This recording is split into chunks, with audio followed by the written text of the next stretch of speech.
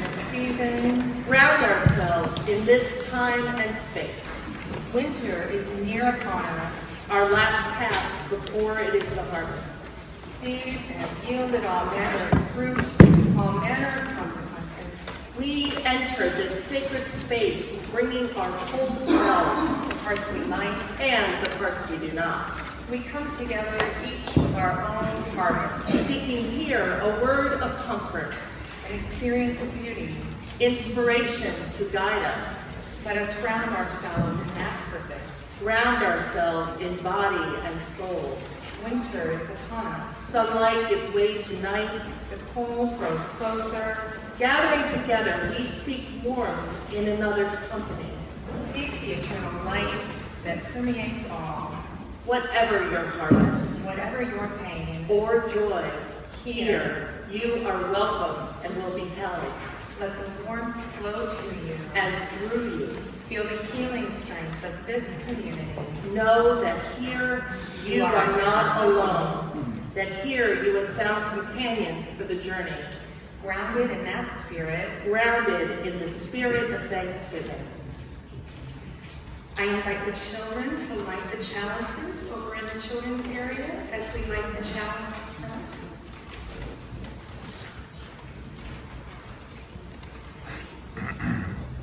Come, let us worship together.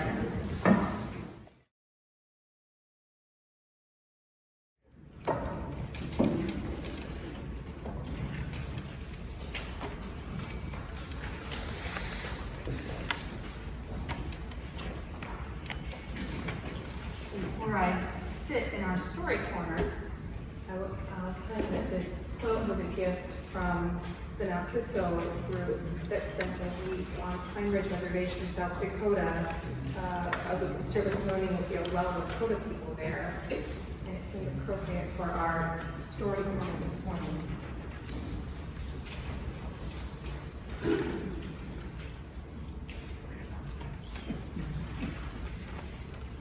Thanksgiving Day, Ed and Ann were home alone, and then, oh no, Ann burned dinner. Ann felt plain awful because she had ruined Thanksgiving. She decided she had to iron clothes, but Ed was hungry. Let's see if the new restaurant down the street is open, said Ed. Oh, all right, said Ann, but it won't be the same. The door to the New World Cafe was open. Hooray, said Ed. He quickly hung up their coats. Ann said, this is a Thanksgiving table decoration? It looks like a pilgrim and an Indian, but who is the dancing man with the beard? I'm not sure we should be here, Ed. Nonsense, replied Ed. The door was open. Many unhappy ears peered through the door. This is horrible, Leon whispered. Who left the front door open? We can't have customers today. Our party will be ruined. Let's get rid of them, said Tatiana. I'll bang these pots together. The noise will scare them away. Grandmother had heard all she could bear. She dropped her peeled potato in the pot. Enough! In the old country, we bang pots at bowls, not hungry people. Today is Thanksgiving Day. Family cooks a turkey as big as a doghouse, but we don't share. Bah! She shook her head.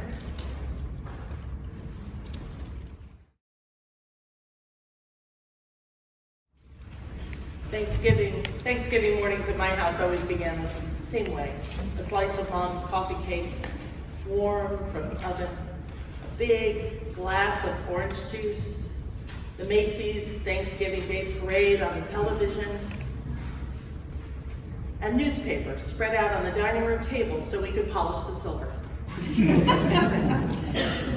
The scents of cinnamon and tarnish remover blended into an oddly comforting melange of its warm tinniness, made more complex by the sauteing onions and thyme that would go into the stuffing, which would go into the bird. And like in the story, our bird was as big as a doghouse, too.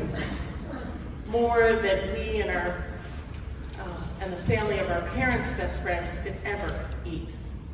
There were enough sides to feed a small nation.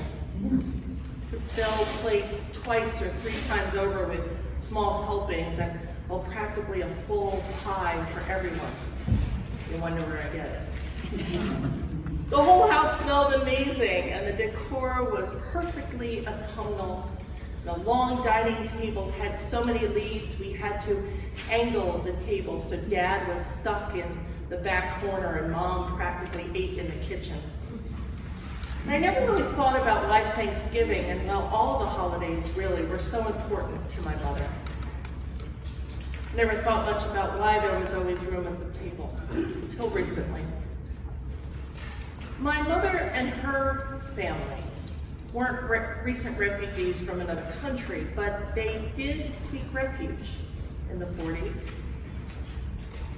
or actually in the 30s. At some point during the Depression, my grandfather walked out on his wife and 2 adolescent girls, and my grandma, Grace, for whom I am named, pragmatically left the 2-big house in Yonkers. And she and the girls stayed with one relative and then another, and other relatives or friends until the girls had graduated high school and met their first husbands. My mother, in a sense, was a refugee from poverty and abandonment, grateful for the space that someone else made for her.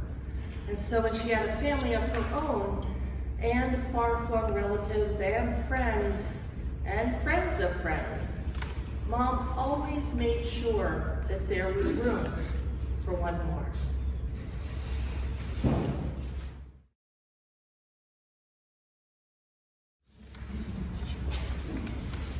Grandmother is right, said Olga.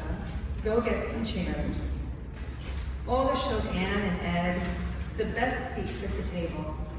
Aunt Sophia brought 2 more table settings. Grandmother said, "Happy Thanksgiving. Welcome, welcome. We're glad you're here." And that's how Anne and Ed found themselves as the guests of honor at this family celebration, their first Thanksgiving in the New Rome Cafe. After dinner, Ed asked for a check, but everyone pretended not to understand. No, we dance now. Please stay. Anne and Ed had never heard of a family dancing at Thanksgiving, but they were having such a good time, they just said yes. Ed followed the men upstairs to help move tables out of the way. Anne stayed with the women and got to hold a new baby. Uncle Carl struck up the band. The young dancers got things started, and soon everyone joined in. Even Ed, who had never danced a lick in his life, kicked up his heels. Anne loved to dance. She knew all the steps, and she taught everyone the combo, and in no time, they were all dancing in a huge combo line. What a hit. It was very late when Anne and Ed said their goodbyes. Grandmother gave Anne a table decoration. Papa and Ed traded hats. Anne gave her telephone to Sonia's mother in case she ever needed a babysitter. They all said, "Thank you for making this such a special Thanksgiving." When it was time to lock up the cafe, Papa could not get the front door to close. When he looked down, he found a raw potato jammed under the door. "How did that stupid thing get there?" he asked. In the old country, the Thanksgiving door is like a happy heart, opened up big and wide. "Potato is good for that," Grandmother said. "You're right," was all that Papa said.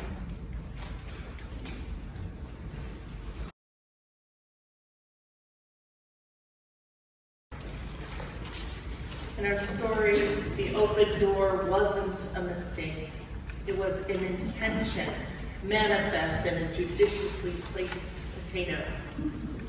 Without that door purposely left open, any concept of welcome would have been just that, a concept. Because it takes action. Over this past month, we've been looking at compassion, and over we've been talking about how we act, what we do to show compassion. It's not just a feeling, though it may start there. Compassion is action. And if we are to be compassionate to those who seek safe harbor, a second chance, a new life, we can't just proclaim it, we have to do it. Which is something our nation used to be known for.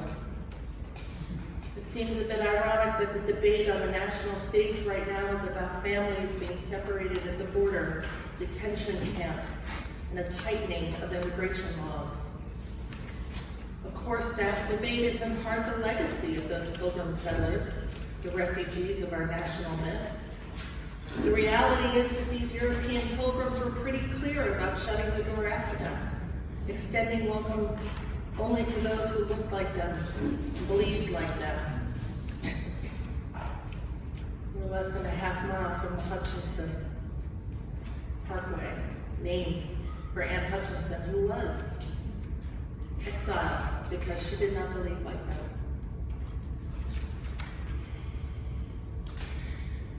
But this myth remains. This myth that we have always been open and welcoming from the start, and thus the current debate seems antithetical to who we decided at some point we are as a nation. Antithetical to Emma Lazarus's words memorialized on the statue right there at the front door of the country. She wrote this: "Not like the brazen giant of Greek fame, with conquering limbs astride from land to land, here at our sea-washed sunset gates shall stand a mighty woman with a torch, whose flame is the imprisoned lightning, and her name Mother of Exiles. From her beacon hand glows worldwide welcome. Her mild eyes command the air-bridged harbor that twin cities frame. Keep ancient lands, her storied pomp, cries she with silent lips. Give me your tired, your poor, your huddled masses yearning to breathe free, the wretched refuse of your teeming shore. Send these, the homeless, tempest-tossed to me. Lift my lamp beside the golden door." How much room do we really have? Can we make room for one more? Can we make room again for those whose land is always lost? When I was about 15, my family set the Thanksgiving table for 16 people, the most we had ever had around that table, a number that meant we had to be very conscious about elbows when we were cooking lefties. And as our family and our best friend's family poured in, one more unexpected guest arrived. And my mother scrounged up another place setting and a chair, moved things around, and there was room and enough food for 17. As it turns out, in that case, the 17th person was seeking a kind of sanctuary. This teenager had been turned out of his family's home for being gay and was in fear for his life. I remember this is 1981.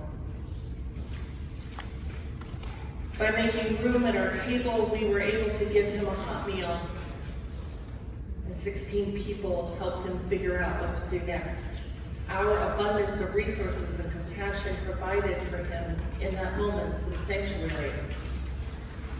And how does that idea translate for us in this room 40 years later? 40 years ago, my parents and their best friends were modeling what it looks like to put faith into action, to not just feel pity, but to act compassionately. I mean, it has so many levels, right? Offering a meal, helping with housing, assisting with the legal system, protecting from harm. And we know this work here. This congregation does amazing, compassionate work with refugee families, as we heard about last week from Jane Dixon, and as we are learning from the sanctuary and anti-racism work that Jeff has invited us into. And the need is growing ever larger. There are so many possibilities, so many different ways to approach the call to welcome. This Thanksgiving, open your table, open your hearts. Make room for one more.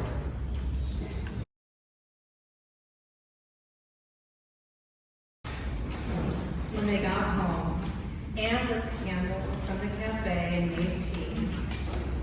"What are you most thankful for on this wonderful Thanksgiving?" she asked. Ed thought. Many things crossed his mind, but what was he most thankful for? Well, he said, I guess I'd have to say, my dear, that I'm most thankful that you burned our dinner.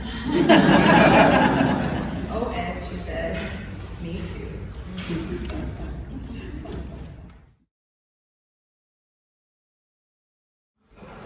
In this season of gratitude, may we be humble before the great wonder of our bounty, before the needs that cry out to be met by those not as fortunate as we. In this season of gratitude, may we take on strength to use our gifts for greater giving to those in need, to serve others from the overflowing blessings we enjoy, to transform our thanksgiving into thanks living. Go in love, go in joy, go in peace. Happy Thanksgiving.